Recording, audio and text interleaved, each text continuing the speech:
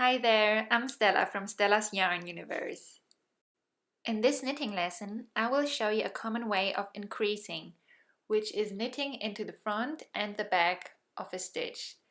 Common abbreviations for this are KFB or KFKB. So before we get started, I just wanted to let you know that I knit continental style. So I'm holding the yarn in my left hand. But please don't let this confuse you if you're knitting English style. This works either way, so it's a great technique no matter which knitting style you're used to. I'm currently knitting one of my Christmas ornaments and they involve lots of increasing, so I thought that's a great opportunity to show you how to KFB. If you increase with this stitch in every other round or every other row, you will achieve a nice and neat looking increase that looks this way.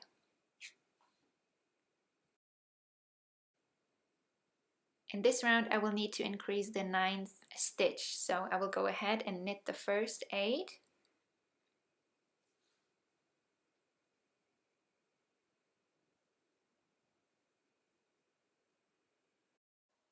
So now I'm at the stitch that I want to increase, and so I insert my right needle in the front of the stitch as if I want to knit it, and actually knit it, but I leave the stitch on the left needle, and then with my right needle I insert it into the back of that very same stitch and knit the stitch again, and now I can slip it off.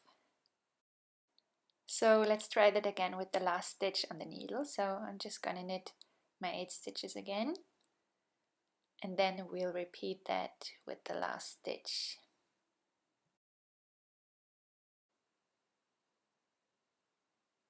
So here we are. So insert the right needle into the front of the stitch, then yarn over or pick up the yarn, pull it through, but leave the stitch on the left needle, and insert your right needle in the back of the stitch and knit that one as well, and then slip it off the left needle.